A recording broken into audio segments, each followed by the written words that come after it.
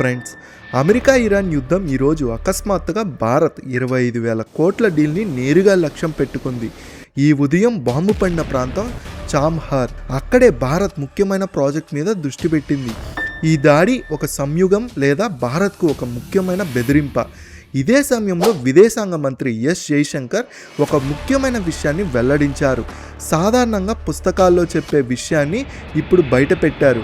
అదే సమయంలో భారత్ గురించి ఒక రిటైర్డ్ అమెరికన్ ఆర్మీ కర్నల్ ఇచ్చిన హెచ్చరిక గట్టిగా వినిపించింది. ఆ మాటలు ఇప్పుడు వాల్ స్ట్రీట్ వరకు చేరాయి. అప్పుడు వారు ఏం చెప్పారంటే, సత్యమై ఉంటే ప్రపంచ ఆర్థిక వ్యవస్థ దెబ్బతింటుంది. ఫ్రెండ్స్, ఇప్పటి వరకు అమెరికా, ఇజ్రాయెల్ మరియు ఇరాన్ మధ్య జరుగుతున్న యుద్ధంలో భారతదేశానికి పెద్ద ఆందోళన చామ్హార్ పోర్ట్. ఆ పోర్ట్లో భారత్ భారీగా పెట్టుబడి పెట్టింది. ఇప్పటి వరకు మంచి విషయం ఏంటంటే, ఆ ప్రాంతం ఇప్పటి వరకు ఎలాంటి దాడికి లోనవ్వలేదు. కానీ ఈ ఉదయం ఒక్కసారిగా ఒక వార్త వచ్చింది. అది అందరినీ షాక్కి గురిచేసింది. రిపోర్ట్స్ ప్రకారం అమెరికా ఫైటర్ జెట్లు ఇరాన్లోని చామహార్ ట్రేడ్ జోన్ దగ్గర ఒక కొండ ప్రాంతంలో సైనిక స్థావరాలపై దాడి చేశాయి. దాడి తర్వాత ఆ ప్రాంతంలో గట్టిగా బాంబులు పేలులు శబ్దాలు వినిపించాయి. ఆ తర్వాత ఆ వార్త అంతర్జాతీయ మీడియాలో వేగంగా విస్తరించింది. చామహార్ దగ్గరే ఎందుకు దాడి జరిగింది? నిజానికి చామహార్ కేవలం ఒక పోర్ట్ మాత్రమే కాదు, ఇది ఇరాన్లో పెద్ద వ్యాపార కేంద్రం. భారతదేశానికి దీనికి ఇంకా ఎక్కువ ప్రాధాన్యం ఉంది. ఎందుకంటే భారత్ ఇక్కడ అభివృద్ధికి భారీ పెట్టుబడి పెట్టింది. ఈ కారణంగా ఆ ప్రాంతంలో దాడి జరగడం కేవలం సైనిక చర్య కాకుండా ఒక భౌరాజిక సందేశం కూడా తీసుకోబడుతుంది. చాలా విశ్లేషకులు భావిస్తున్నారు, అమెరికా మరియు దాని మిత్ర దేశాలు ఇప్పుడు ఇరాన్పై మరింత ఒత్తిడి పెంచేందుకు వ్యూహం రూపొందిస్తున్నాయి. మనం అంగీకరించుకుంటున్నాం. ఈ దాడి టైమింగ్ కూడా చాలా ఆసక్తికరంగా ఉంది. ఒకవైపు హార్మోజ్ స్ట్రైట్ ద్వారా భారత్ నౌకలు ఎలాంటి సమస్యలు లేకుండా వెళ్ళిపోతున్నాయి. కానీ మరోవైపు అమెరికా మరియు దాని మిత్ర దేశాలు నౌకలపై ఇరాన్ దాడులు చేస్తుంది. దీన్ని చూసిన డొనాల్డ్ ట్రంప్ మిడిల్ ఈస్ట్లోని ఇతర దేశాలు తమ నేవీని పంపాలని చెప్తున్నాడు. అయితే ఇప్పటి వరకు ఏ దేశం పెద్దగా ఎలాంటి చర్య తీసుకోలేదు. ఇదిలా ఉండగా మరో పెద్ద విషయం బయటకు వచ్చింది. రిపోర్ట్స్ ప్రకారం భారత్ 2 నౌకలు భారీగా ఎల్పీజీ లోడ్ చేసుకొని కొన్ని గంటల్లో చామహార్ చేరుకుంటున్నాయి. ఇది భారత్కి ఒక పెద్ద వ్యూహాత్మక విజయమని భావిస్తున్నారు. ఇలాంటి సమయంలో చామహార్ పోర్ట్ దగ్గర జరిగిన ఈ దాడి కేవలం సైనిక చర్యనా లేదా భారత్కు ఇచ్చిన ఒక రాజకీయ సందేశమా? ఈ మధ్య కాలంలో ఈ మొత్తం విషయంపై భారత్ విదేశాంగ మంత్రి కూడా స్పందించారు మరియు ఈ సంఘటనను భారతదేశం కోసం ఒక పెద్ద డిప్లొమాటిక్ విజయమని తెలిపారు. జైశంకర్ చెప్పడం ప్రకారం భారత్ మరియు ఇరాన్ మధ్య నిరంతరం జరిగిన సంభాషణలు మరియు స్వయం ఈ పరిస్థితిని సాధ్యమైంది. దాంతో భారత్ నౌక ఈ చాలా సున్నితమైన సముద్ర మార్గం ద్వారా సురక్షితంగా ప్రయాణించగలదు. నిజానికి గత కొన్ని వారాలుగా మిడిల్ ఈస్ట్ ప్రాంతంలో ఇప్పుడున్న యుద్ధం కారణంగా ఇరాన్ హార్మోజ్ స్ట్రైట్ని దాదాపు మూసేసింది. ఆ మార్గం పూర్తిగా మూసేశారు. దాని ప్రభావం కేవలం కొన్ని దేశాలకే కాదు, మొత్తం ప్రపంచ ఎనర్జీ సరఫరాపై పడుతుంది. కానీ ఈ ఉద్రిక్తత మధ్యలో భారత్కు చెందిన 2 గ్యాస్ ట్యాంకర్లు శివాలిక్ మరియు నందాదేవి సుమారు 92,700 మెట్రిక్ టన్నుల ఎల్పీజీతో భారత్ వైపు బయలుదేరాయి. పెద్ద విషయం ఏంటంటే, ఈ 2 నౌకలు శనివారం సురక్షితంగా హార్మోజ్ స్ట్రైట్ దాటిపోయాయి. ఈ సముద్ర మార్గం ప్రపంచంలోని సుమారు 20% నూనె సరఫరా కాస్త ప్రయాణిస్తూ ఉంటుంది. అంటే ఆ మార్గం మూసేస్తే ప్రపంచ ఆర్థిక వ్యవస్థ మరియు ఎనర్జీ మార్కెట్లు 2 గడగడలాడొచ్చు. అందుకే ఈ మార్గం తెరవడం మొత్తం ప్రపంచానికి చాలా ముఖ్యంగా భావిస్తున్నారు. కానీ అదే సమయంలో అమెరికాలో ఒక మాట బయటకు వచ్చింది. అది మొత్తం కథని కదిలించింది. ఫ్రెండ్స్, అమెరికాలో ఒక రిటైర్డ్ ఆర్మీ ఆఫీసర్ ఒక జాతీయ టీవీ షోలో కొన్ని మాటలు చెప్పారు. ఆయన మాటలు ప్రపంచం దృష్టిని ఆకర్షించాయి. వారి మాటలు ఇంటర్నెట్లో వేగంగా వ్యాపించాయి. ఆయన స్పష్టంగా చెప్పారు, డొనాల్డ్ ట్రంప్ నిజంగా ఈ గ్లోబల్ టెన్షన్ని ఆపాలనుకుంటే ఎంతగానో నష్టం జరిగిపోయింది. దాన్ని ఒక్కడే ఆపాలంటే వెంటనే భారత్ ప్రధాని మోదీ గారికి ఫోన్ చేయాలి. అవును, మీరు బాగా విన్నారు. ట్రంప్ ఎప్పుడూ అంటుంటాడు, అతను ఇరాన్ని ధ్వంసం చేశానని, అది చాలా సంవత్సరాలు లేచే అవకాశం లేదని. ఇప్పుడు వారి చర్చలు ప్రారంభించాలని అనుకుంటున్నారు. కానీ ఆ రిటైర్డ్ అమెరికన్ సైనిక అధికారి స్పష్టంగా చెప్పారు, ఇది నకిలీ మరియు అర్థం కాని చర్చల సమయం కాదు. నిజంగా సమస్య పరిష్కరించాలి అనుకుంటే భారత్ సహాయం తీసుకోవాల్సిందే. ప్రపంచంలో అత్యంత శక్తివంతమైన దేశం అకస్మాత్తుగా భారతదేశాన్ని ఎందుకు గుర్తు చేసుకుంది? ఈ మొత్తం విషయాన్ని చాలా సులభమైన భాషలో అర్థం చేసుకుందాం. డొనాల్డ్ ట్రంప్ తన్ని ఒక పెద్ద నెగోషియేటర్గా భావిస్తాడు.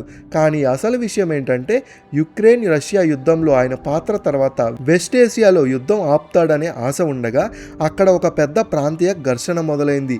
ఏషియాలో కూడా టెన్షన్ పెరిగింది. ఈ రిటైర్డ్ అమెరికన్ ఆర్మీ ఆఫీసర్లు తమ జీవితాన్ని యుద్ధ భూమిలోనే గడిపారు. ఇప్పుడు ట్రంప్ విధానాలపై అమెరికా తమ భూమి బయట వెళ్ళి పోరాటాలు చేసి ఈ అంతులేని యుద్ధం వల్ల చాలా ఇబ్బంది పడుతుంది. ఈ ఫ్రస్ట్రేషన్లో ఆయన చెప్పారు, డొనాల్డ్ ట్రంప్ స్వయంగా ముందుకు వచ్చి ప్రధాని మోదీని ఈ చర్చలో తీసుకురావాలి.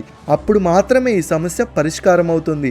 ఇంకా ఇంటర్వ్యూలో జైశంకర్ చెప్పారు, భారత్ ఎప్పుడు ప్రయత్నిస్తుంది యుద్ధ సమయంలో కూడా సంభాషణ మార్గం తెరిచి ఉంచేందుకు. ఎందుకంటే చాలాసార్లు ఈ సంభాషణలే యుద్ధం కూడా పరిష్కరించలేని ప్రాక్టికల్ సొల్యూషన్స్ని తెచ్చిపెడతాయి. ఆయన ఇంకా వెల్లడించారు, ఇరాన్ స్ట్రైట్ ఆఫ్ హార్మోస్ మూసివేయడంతో అప్పుడు ఆయన ఇరాన్ విదేశాంగ మంత్రి అబ్బాస్ ఆర్చీతో 4 సార్లు ఫోన్లో మాట్లాడారు. ఇక్కడ మరో విషయం అర్థం చేసుకోవడం అవసరం. హార్మోస్ స్ట్రైట్ అంత ముఖ్యమైనదైతే ఇటీవల జరిగిన ఘర్షణ కారణంగా ఈ మార్గంపై ప్రమాదం పెరిగినప్పుడు ప్రపంచవ్యాప్తంగా క్రూడ్ ఆయిల్ ధరలు తీవ్రంగా పెరిగి సుమారు 100 బ్యారియర్లకు చేరాయి. అమెరికన్ కామెంటరీ హోస్ట్గా టక్కర్ కాన్సీతో మాట్లాడుతూ రిటైర్డ్ యుఎస్ ఆర్మీ కర్నల్ డక్సల్ మార్గరేతో ఒక హెచ్చరిక ఇచ్చారు. ఆయన చెప్పారు, ఇప్పుడు క్రూడ్ ఆయిల్ ధరలు సుమారు 120 బ్యారియర్లకు చేరుతున్నాయి. ఇరాన్ మాత్రం ఇప్పటికీ 200 బ్యారియర్కి చేరుతుందని చెప్తుంది.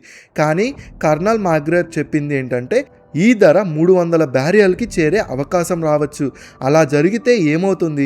ప్రపంచంలోని షేర్ మార్కెట్ల విలువ 60 నుంచి 80% వరకు పడిపోతుంది. కోట్ల డాలర్ల ఆస్తులు నష్టపోతాయి. దాంతో సాధారణ అమెరికన్ పౌరులు కూడా పెద్దగా నష్టపోతారు.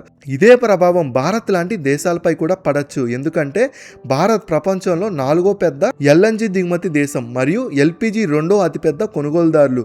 భారతదేశం వంట గ్యాస్ నుంచి పెద్ద పరిశ్రమలకు ఎనర్జీ అవసరాలు చాలా వరకు మిడిల్ ఈస్ట్ నుంచే వస్తాయి. రాబోయే సరఫరాపై ఆధారపడి ఉంటుంది. ఇలాంటి పరిస్థితుల్లో సరఫరా ఎక్కువ కాలం ప్రభావితమైతే మార్కెట్ మరియు పరిశ్రమలపై ఒత్తిడి పెరిగే అవకాశం ఉంటుంది. అయినప్పటికీ భారత ప్రభుత్వం ప్రజలు స్పష్టంగా చెప్పింది, ఆందోళన చెందాల్సిన అవసరం లేదని, దేశంలో ఎల్పిజిలో ఎలాంటి కొరత లేదని, సిలిండర్ నిల్వ చేసుకోవాల్సిన అవసరం లేదని ప్రభుత్వం తెలిపింది. భారత్ వద్ద సరిపడే స్టాక్ మరియు ప్రత్యామ్నాయ సరఫరా ఏర్పాట్లు ఉన్నాయి. వాటికి గృహ అవసరాలు సులభంగా కొనసాగించవచ్చు. చివరికి విదేశాంగ మంత్రి జైశంకర్ కూడా నమ్మకాన్ని వ్యక్తం చేశారు. ఇలా సంభాషణ మరియు డిప్లొమసీ ద్వారా భారత్కు చెందిన మిగతా నౌకలు కూడా ఈ ప్రాంతం నుంచి సురక్షితంగా బయటికి వచ్చేవి. స్నేహితులారా, మిడిల్ ఈస్ట్లో జరుగుతున్న ఈ యుద్ధం ఇప్పుడు కేవలం ఒక ప్రాంతం వరకు మాత్రమే పరిమితం కాదు. దీని ప్రభావం ఇప్పుడు ప్రపంచ రాజకీయాలు మరియు ఎనర్జీ సెక్యూరిటీ మీద స్పష్టంగా కనిపిస్తుంది. ప్రపంచంలో అత్యంత ముఖ్యమైన నూనె మార్గం హార్మోస్ స్ట్రైట్ దాదాపు మూసివేయడంతో ఇలాంటి పరిస్థితుల్లో అమెరికా తన మద్దతు ఉన్న దేశాల నుంచి సహాయం కోరుతుంది. కానీ కొన్ని పెద్ద దేశాలు ఈ విషయంలో వెనక్కి తగ్గుతున్నట్టు కనిపిస్తుంది. అసలు విషయం ఏంటంటే అమెరికా అధ్యక్షుడు డొనాల్డ్ ట్రంప్ తన సహాయక దేశాలకు ఆ ప్రాంతంలో తమ నౌకలు పంపి నూనె ట్యాంకర్ని రక్షణ ఇవ్వాలని, ఈ సముద్ర మార్గాన్ని మళ్లీ సురక్షితం చేయాలని కోరారు. ట్రంప్ అంటున్నారు, ఈ మార్గంపై తన ఎనర్జీ సరఫరాపై ఆధారపడే దేశాలు స్వయంగా ముందుకు వచ్చి ఈ మార్గాన్ని రక్షించాలి. కానీ ఇప్పటి వరకు ఈ అభ్యర్థనకు ఎవ్వరూ రెస్పాండ్ అవ్వలేదు. చాలా పెద్ద దేశాలు స్పష్టంగా చెప్పారు, వారు ఈ సైనిక మిషన్లో ఈ సమయంలో భాగస్వామ్యం అవ్వడం సిద్ధంగా లేరు. అమెరికాకు దగ్గరైన సహాయకులు అయిన జపాన్, ఆస్ట్రేలియా, బ్రిటన్ కూడా ఈ విషయంలో చాలా జాగ్రత్తగా వ్యవహరించినట్టు కనిపిస్తుంది.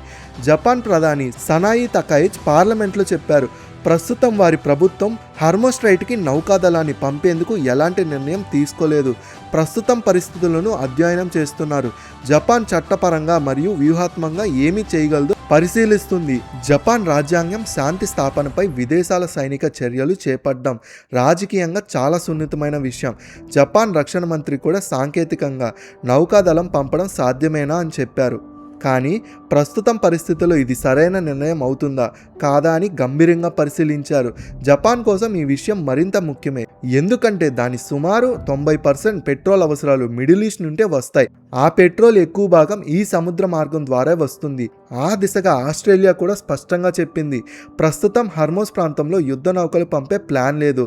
ఆస్ట్రేలియా రవాణా మంత్రి కాథరిన్ కింగ్ చెప్పారు, ఈ మార్గం ప్రపంచ ఇంధనానికి చాలా ముఖ్యమైనది. వారి దేశానికి ఈ మిషన్ అవసరం లేదు. చేరడానికి ఎలాంటి అధికారిక అభ్యర్థన అందలేదు. బ్రిటన్ కూడా నేరుగా యుద్ధ నౌకలు పంపడం కంటే వేరే వ్యూహం గురించి మాట్లాడింది. బ్రిటిష్ అధికారులు చెప్పారు, సముద్రంలో పెట్టిన మైన్స్ తీసేయడానికి ఎయిర్ మైన్ స్వీపింగ్ పంపే ఆలోచన ఉంది. తర్వాత నౌకలకి మార్గం సురక్షితమవుతుంది. నేరుగా యుద్ధ నౌకలు పంపితే పరిస్థితి మరింత తీవ్రమవుతుందని వారు భావిస్తున్నారు. ఫ్రాన్స్ కూడా అమెరికా అభ్యర్థనను తిరస్కరించింది. ఫ్రాన్స్ విదేశాంగ శాఖ తెలిపింది, వారి లక్ష్యం ప్రాంతంలో స్థిరత్వాన్ని కాపాడడం, గొడవలను పెంచడం కాదు.